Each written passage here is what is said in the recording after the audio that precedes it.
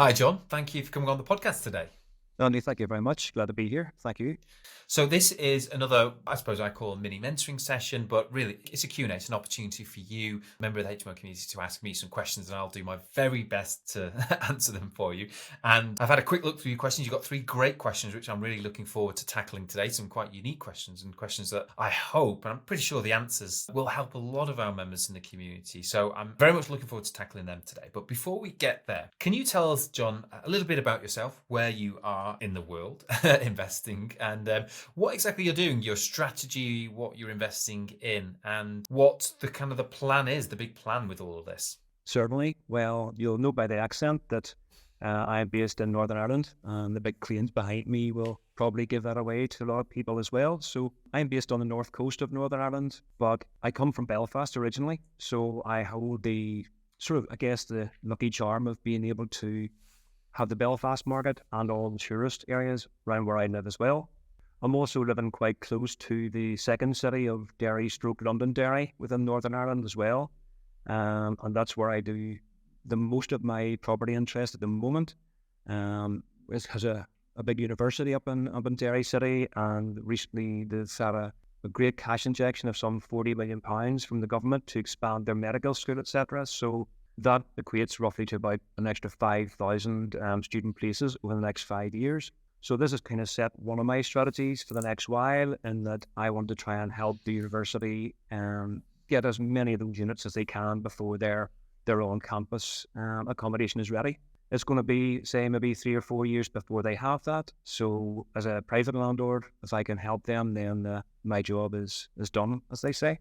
But I mean, apart from that, I'm a private landlord with a few buy-to-let properties myself. I'm also doing quite a bit of deal sourcing for clients both here and on mainland UK, and act as a middleman at times, bit of a brokerage situation where I am the middleman between perhaps landowners and developers as well. So a little bit of everything really, just to keep things interesting.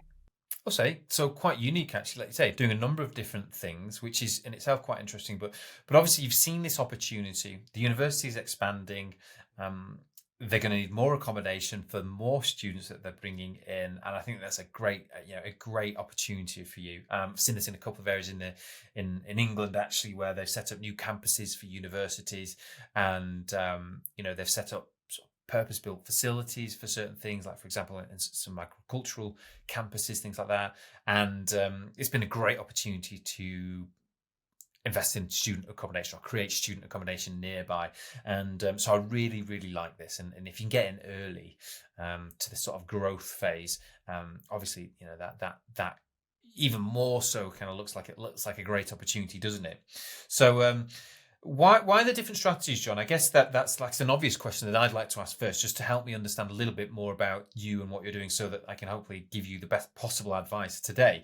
But why do you have several different things going on? Why have you got your hands in a few different jars?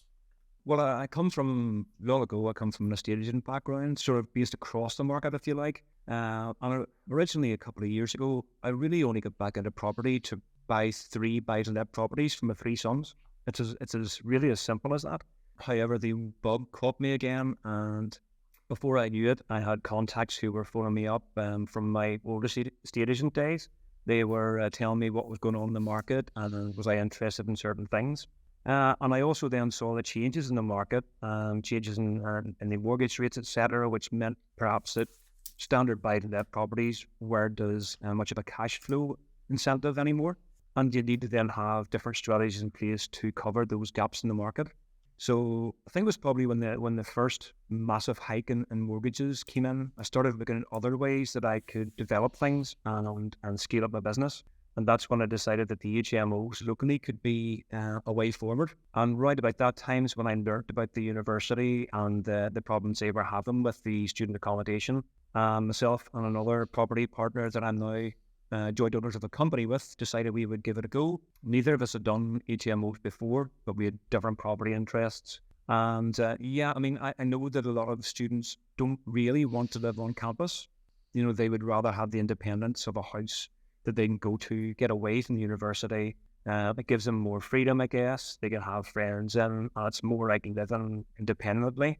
The campus seems to be grand for people who are first year students. They've arrived here from Asia, or wherever it may be, and they don't know anything or anywhere. So that first year on campus is grand. But after that, they want to live privately elsewhere. And that's where I think the private landlords have a large part to play in the whole thing.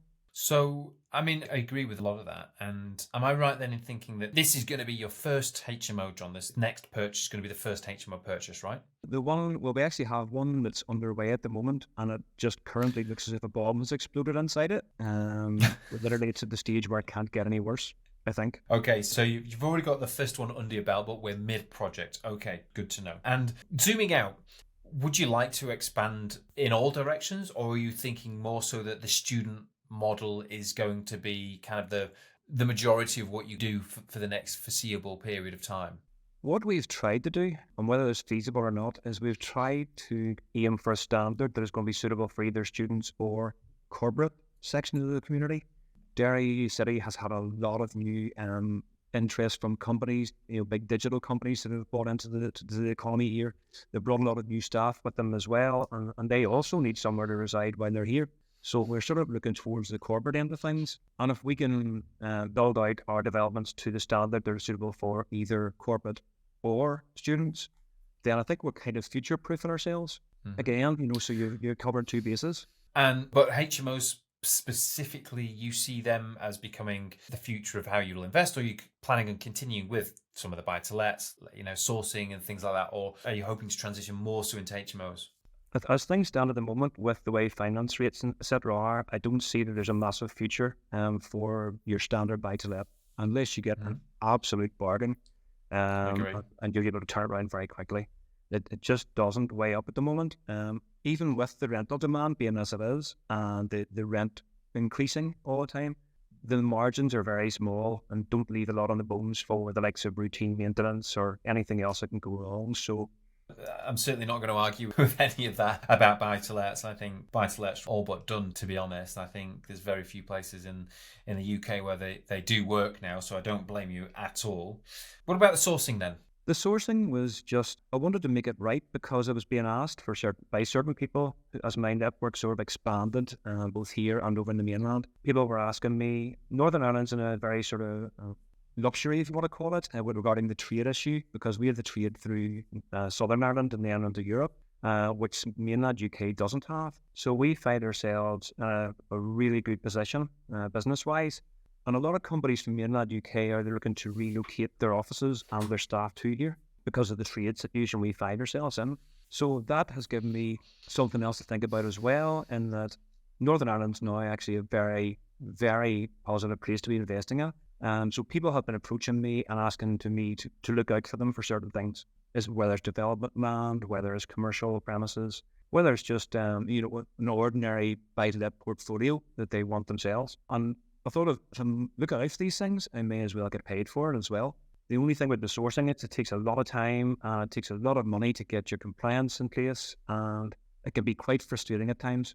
Yeah, I mean, the big thing for me with this is that the time involved can be quite significant, because a lot of the work really does rely on you pulling deals together, and then often investors want you to actually do the refurbs, and then you're trying to project management things, and it's tough. And I'm not going to disagree that there's money to be made doing that, but how scalable it is, I think there are definitely limitations on it. And this is why I ask these questions, because it's important to understand, so I can give you the best possible advice, but also I think just to give us just context about why you're asking the questions that you are, and how this advice will be helpful. Where you and how you choose to deploy all of your time and your efforts and your resources is obviously key.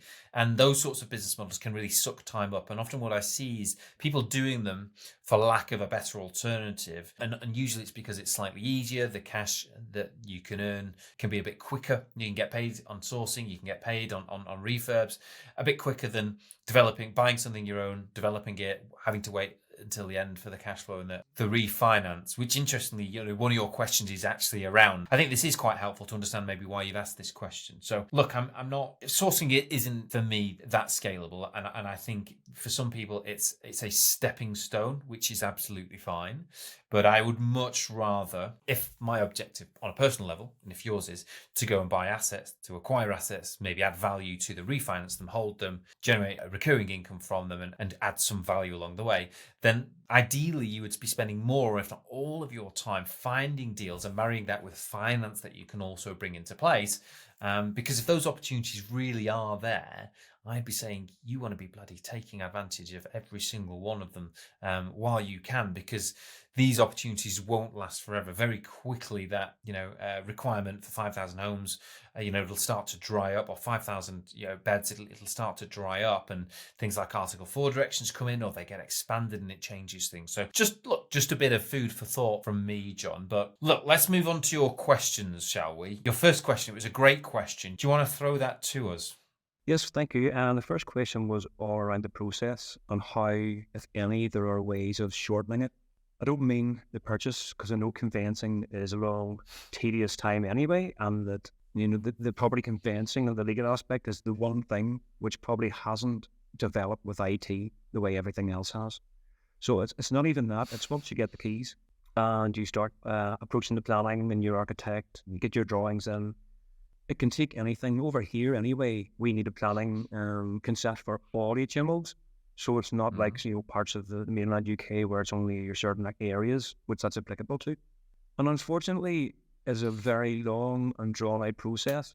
As I say, it can take maybe a year, maybe more. And if you get more than 5 objections, your application automatically gets transferred to be heard in front of the planning committee.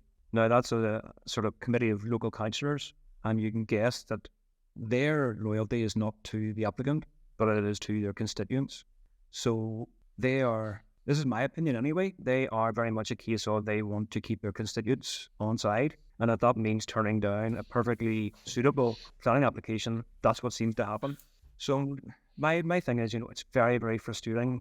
And I guess that's why some of my side hustles come into play, because now with our first HMO being at that planning stage, these wee add-ons like sourcing and stuff, they actually help keep the money rolling in while you're waiting your HMO to start making you money. But back to the question really is, what can be done in this period to try and smooth any troubled waters and try and get over the line quicker than a year, for instance? So are we talking specifically about planning here then, as opposed to things like refurbs and stuff, John? I mean, the refurbs are fine in that it goes along in the background anyway. We had the representative from the Northern Ireland HMO office up with us really early on, had a walk around, showed them the drawings, our plans, what our aims were, and that's all fine. They will come up periodically and make sure that we're applying the legislation as need be. It's really down to, as they obviously we're different legislation to yourselves, and that every time we want an HMO, we need planning for it, and that is a bit of a drag, to be honest. So this question really is about planning then, isn't it? And I think it's just, how do we make things smoother? How do we maybe, in a world of brown envelopes, etc., which we're not part of, obviously. How can we best get the planning department to see what we're trying to do, work with us as opposed to against us, and ultimately give us a decision on as soon as possible, and that we're not holding investor finance for 6 months longer than necessary. Look, I mean, planning is a law unto itself, and it's not just in Northern Ireland. I mean, I feel for you guys over there because it's more stringent. You don't benefit from some of the permitted development rights that we have here.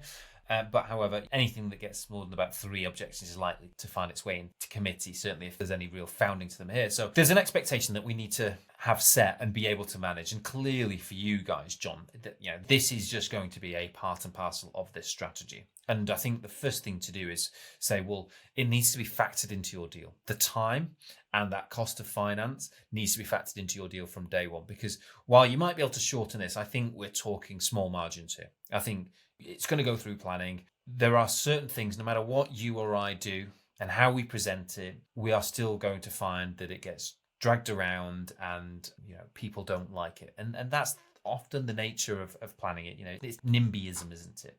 Not in my backyard. But focusing on what we can do, well, look, first and foremost, a lot of this is about being proactive. Now, there's a risk in doing this, but as you're buying something, if you've got an offer agreed, you can choose to get underway with things like your measured surveys, then your architectural drawings, get sort of your regularised drawings done, prepare an application and actually get it submitted. And you could actually do all of that as while you say that conveyancing is happening, but is also taking a long time. So for a lot of us, we could actually shave off 2 months, sometimes even more than that, by being really on the ball. Now, this means getting access very early on for measured surveys. That's pretty much the main thing you need. With that, you can do your feasibility studies, so you can look at your floor plan optimizations, then you can prepare your planning application, and you can engage all of the people you need to very, very quickly. So you can really accelerate that process. Now, of course, there is a risk, because if it doesn't complete for whatever reason, you're going to lose all that time and resource, that cost. It's going to be a bit of a waste, isn't it? This is actually something that we do regularly in the world of sort of commercial conversions. It's a position we have to take. Often,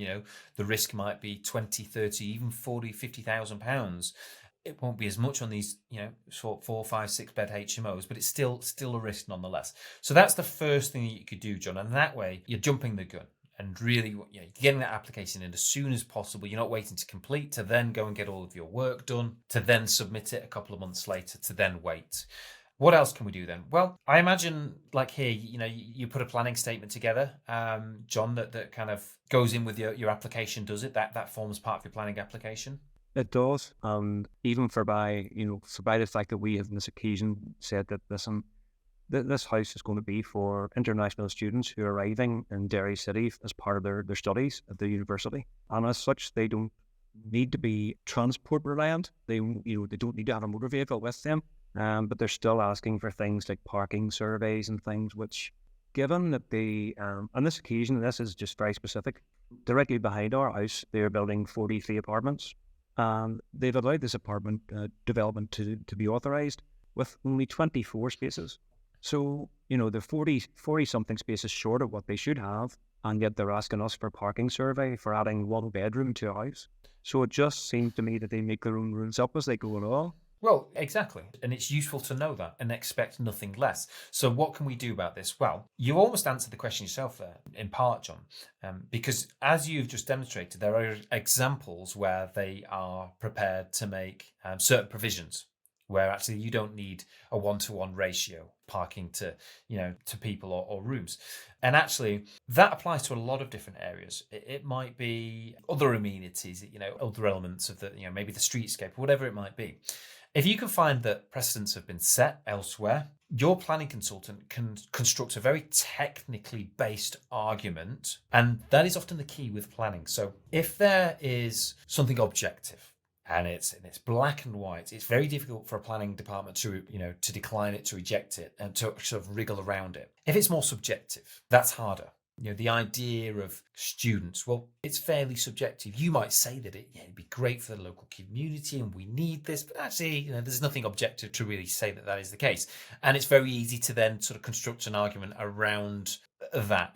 There are anti-student policies everywhere. They're just not publicized, and that's well documented.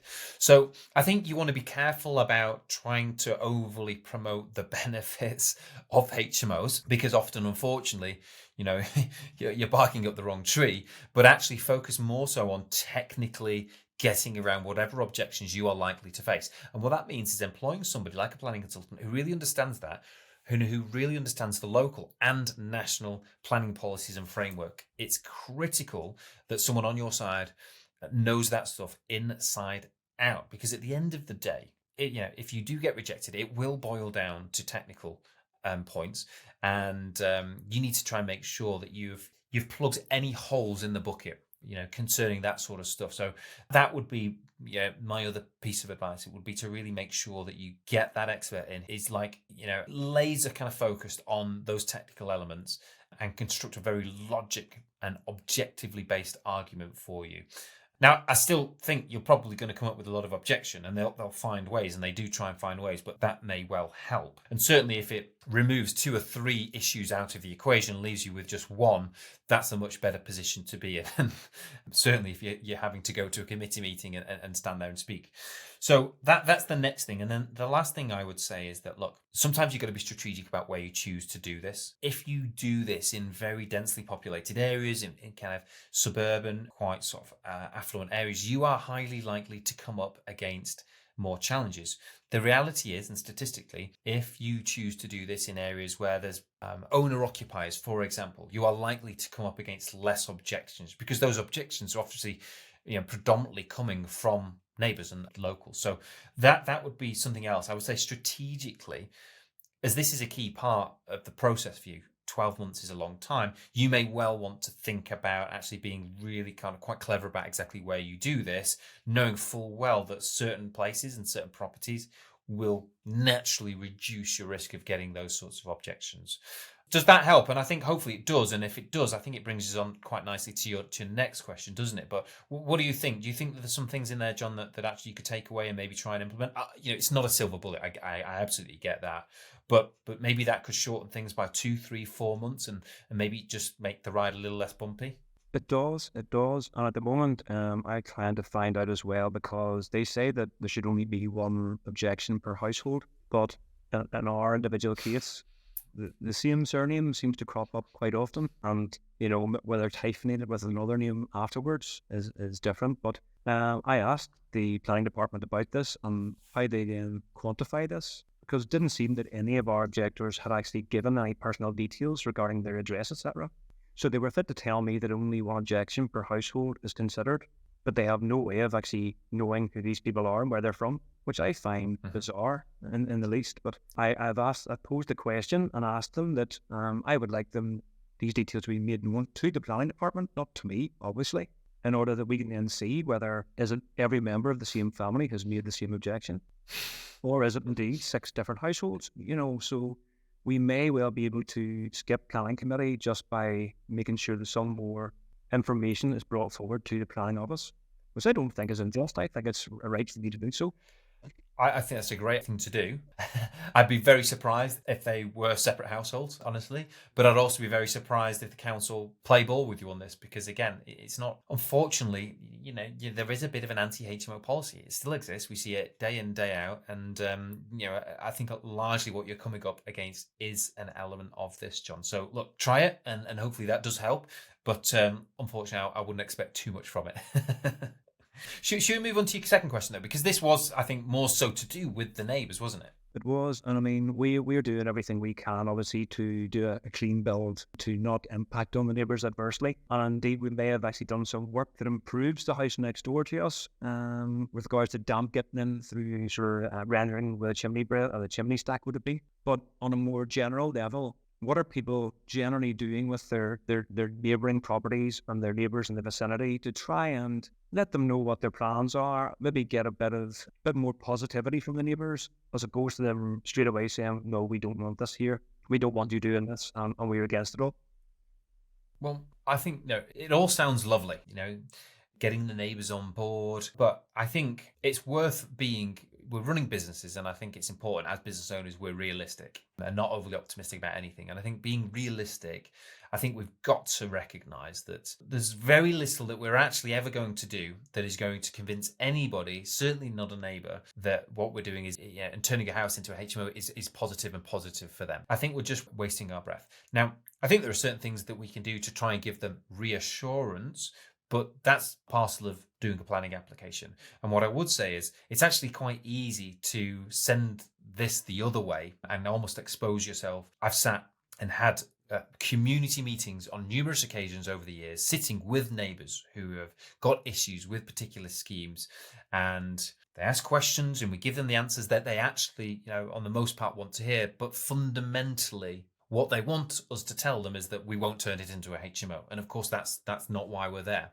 So unfortunately, I think this is a point, John, where I would say, look, put your best foot forwards, be mindful of things like parking, noise, of bins and amenities and refuse, the street scene, but don't expect anything more than what you've already experienced. And honestly, I think if you do, you're going to be on the back foot, and you're probably going to find you waste more time thinking that you might have a positive outlook, from the neighbours, when in reality you'll probably find you get just as many objections. And actually, in my experience, they take things from what you've said and they try and actually leverage that against you. Sometimes it's quite useful not to disclose everything and have a few cards up your sleeve. So you've got to be careful with it. And unfortunately, I think no matter what you do, you're going to find that the same objections exist, because you're still going to convert it to a HMO. That's the plan. So look, I know that that's not the advice that anybody wants to hear. I wish there was a magic solution to this, but in my experience, there just isn't. So I'd encourage you just to kind of approach it a bit more pragmatically, I think, John. And I'm sure that is actually how you have been doing. And the question was, is there anything else? But I guess what I'm saying is there's probably not a whole lot more that you can do. The Irish charm has been used to its maximum so far, and we have discussed with the immediate neighbours what our plans are and how we can try and minimise disruption to them. So I think we've done what we can do. And as you say, if they don't like us, they don't like us. We are just doing this anyway. But I guess it was just to see how you can keep them on side a little bit. Yeah, I don't think it's that they don't like you or us, John. I think they don't like the idea of living next to a HMO because it sounds like noise, traffic, and all the stuff that you and I, if in honesty, would probably prefer not to live next to, given the choice. So I don't think it's anything personal, and I think look, it's courteous to let people know what's going on, but I think going beyond that and trying to convince anyone why it'll be okay, I think it's a real long shot, and I've just seen people come out of these sorts of meetings pulling their hair out only to find that they end up in committee and with lots of objections anyway. So I get that. I sound like a bit of a doom monger on that point, but unfortunately I've experienced it so many times that I'd love for someone to give us an example of something that went remarkably different, but I think those examples are just so few and far between. It would be better just to focus on what we can control. That's an element I don't believe we can control. Or just buy the entire street. I mean, that's the long-term plan, isn't it? But I don't think you can do yourself any favours telling them that. So one of those ones to keep in your back pocket. All right, your third question then. Okay, well, this is more to do with the financial end of things. And obviously, having come from the buy-to-let and the standard buy-to-let end of the game, and also having done a few flips, your investors, who you bring the money in from on a fixed term, fixed interest basis, they seem to be happier at times to, I don't know whether it's the state of the word, what it is, but shorter term investments do seem to sit well with them. Because they can obviously recycle that investment maybe twice in a year. So to try and get them in, say, a 12 to 15 month interest term agreement, are there ways that they can be brought across as more appealing, more the positive points? I just feel that at the moment I have investors who are happy enough to invest on short-term projects. But when you mention the whole planning process and the fact that it may take over a calendar year, there's a few more ifs, buts, and maybes come into the equation, and they're just not as happy to give the money over. Mm-hmm. Well, I think that is a really sort of clear example of the risk just being higher, and so investors have to consider more. So the longer that money is out and being deployed and you're going through planning and X, Y, and Z, then the more risk there is. And that's really important for us to understand. Now, I think there's a couple of ways of looking at this. First and foremost, what I would say is that message, that initial messaging that you're putting out to investors, before you even sit down and talk about sums, you should be being totally clear and fully transparent about the process that your strategy, demands. And that is, look, it's a 12 to 18 month process because of planning and because of this. As soon as you set that expectation, often you'll find the conversation is quite different. It's when people go in and they think, because their own expectation is it probably takes 6 to 12 months, and then that changes a bit further down the line when you let them know. That's a bit harder for them to come back from. But actually, if right at the very beginning, their expectation is set 12 to 18 months, it will make it a little bit easier. And what I would say is that you will come across and you will find investors, and you will have conversations with investors who aren't comfortable with that sort of timeline. And that's absolutely fine. But you will also find that there are investors out there who are perfectly happy with that timeline. And in fact, people who prefer it, because actually, if I'm a money lender and I want to earn, let's say, 10% a year, then actually, if I'm happy with the person, I'd probably rather just do one loan agreement and keep it out there for the full 12 months rather than do 2 loan agreements with 2 people, each one for 6 months, and have to manage all of that faff.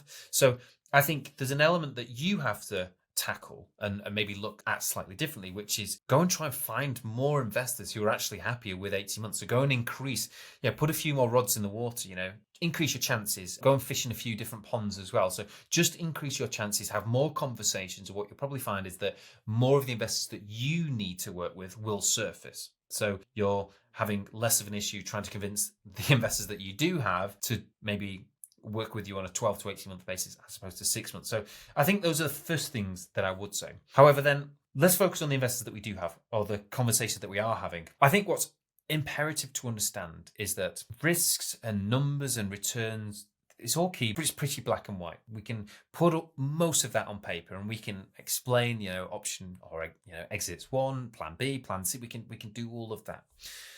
But the key thing here, and I think ultimately where decisions are made with private investors like this, it's based on you, John. It's really dependent on how much they trust you. Have they bought into what you're telling them, what you're trying to achieve?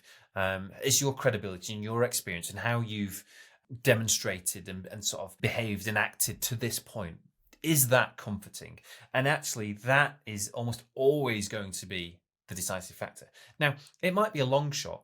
For example, someone coming in and giving you 500,000 on an 18-month term, lending for the first time with you. That's probably unrealistic. But actually, a smaller amount, maybe 100,000 for 18 months' time for the first time, maybe. Or someone who's coming back, repeat investing for a second time, who maybe did 50,000 last time. Maybe this time now they're happy, they've got that experience, they've seen the proof of concept. Maybe they're happy with 200,000 for the 18-month term. So you also have to think quite strategically about it. And sometimes you've got to work with investors to get to that place. And sometimes they need to work with you so that, they can get to that place as well. They'll have anxieties and they'll be learning often as well. So I think it's important to focus on that and remain agile with investors. If you're too rigid, you'll push people out. But if you're open-minded, then you might find that actually they respond quite well to that. And if you can work with people on a repeat basis, and if you bring more investors into the pool, actually what you'll find is this issue that you've got right now over a 2-3 year period becomes less of an issue because you've got more people to choose from. You've got more people who are already bought into you, who trust you, and who are happy to lend you larger amounts and for longer because they've seen all of this experience, because they've had this experience of working with you directly. Now, that doesn't necessarily mean it'll be any easier going out tomorrow and having these conversations with people. And I think all you can do is you can present them the facts and you can just be you. But there's not a whole lot more beyond that. Answer the questions, be completely open and transparent. But if that's still not doing the job, you have to focus on the other elements, surfacing more opportunities, more leads from investors. And that means kind of going back to some of the fundamentals. So I guess a few different ways of looking at that one, John. Do you think that there might be a few things in there that you could maybe implement in a slightly different way? There is indeed, Andy. I'm also hoping that because this is the first HMO as such, I'm easily able to talk to investors about the buy-to-lets and the refurb projects, but because this is the first HMO, I don't really have anything I can show them as, listen, this is our brand, this is what we do, here's the quality that we achieve, look at the standards of our properties, this is what we're going to be doing going forwards. So once this first one is over the line, just before the tenants move in, etc., I think it would be great if we then had a bit of a professional pack together, if you like, as well, that we can then show investors and say, listen, this is what previous investment money has done. If you will come on next, you'll be part of this journey and we'll be doing something similar with your money. And I'm hoping that might then smooth any speed bumps in the road then from then on in. Absolutely. And, I've talked about this on the podcast before. It's a big part of the learning resources inside the roadmap. But that CREST model, that credibility, the returns, so actually demonstrating the returns, exit strategies, security, where's their security, and that trust, that's the key to sort of unlocking private investment. And things like investor decks are a big part of that. And they can really help communicate those key points. There's actually, I'm pretty sure we've actually got a template, an investor pack template inside the HMO roadmap, which you can download, you can edit, you can add your brand to it, and you can add information about your own deals and things like that. So those things are really, really important. And it's about doing all of it. There's no silver bullet. It's about doing all of this stuff. And you get better at having the conversations as well, John. Once you've had a conversation, you've had the rejection, you learn from that. The second conversation is that little bit easier. But you're saying all the right stuff. And I think once you get this first project under your belt, the next project and raising finance for the next one, it will naturally be a bit easier. And I think it's important to remember that and maybe not put yourself under too much pressure or make yourself answer too many questions as to why are you having challenges finding this finance? Because that is certainly in my experience, perfectly normal. Absolutely fine, to be expected, but it just means that we have to, keep pursuing, keep persisting, keep applying things in a slightly different way, try to keep improving. But it is out there, and you sound like a great guy, very switched on, clearly. You're asking all the right questions, and absolutely you sound like a guy who's very lendable. So I think actually, if you employ these tactics and keep doing it in the right way, I don't think you'll have any issues whatsoever taking these loan terms from 12 months to 18 months or even longer, John, whatsoever. So, look, I'd really encourage you to focus on doing that. Thank you. No, thanks very much. It's very kind. John, it's been an absolute pleasure. I think you've asked three fantastic questions. You're at a really exciting point in your journey, and I want to wish you the best of luck with all this. I do hope this, and the advice that I've been able to share with you today does help you do that, but I'm pretty sure it will. And like I said, you're clearly very switched on, and I think you're going to go in and do great things anyway. So I'm looking forward to seeing it. For our listeners, and maybe some of our listeners, on the other side, over in Ireland, Northern Ireland, is there a way that people might be able to contact you, reach out, John, or, networking, maybe investment opportunities? Is there a place that they can go to get in touch? Very much so. I mean, I have my Facebook profile, just John Orr, and that's purely because there's more than one John Orr, so I want to make sure they get me. My LinkedIn profile is John Orr. Again, I am myself this time. And the company actually has its own page as well. My company is Dunbow, Dumbob, Dunbow Properties. So they has its own website, its own Facebook profile, and obviously email addresses, etc., are all contained within that. So I am contactable on a number of different methods. And networking hasn't been such a big thing in Northern Ireland until recently. And then it was really Belfast-based. So again, anyone outside Belfast didn't really have the opportunity. But we now have a networking group in the Northwest who meet in the Everglades Hotel in Derry City once a month. So if you look out for the Northwest Property Meet, the details of all our meetings, and we have some really good speakers who come up as well from all arts and parts, just different investors, different talkers, different people who've been doing a range of different things. So if for that alone, it's very much worth your while going to those meets and meeting everybody who's working within the same sort of area as you are.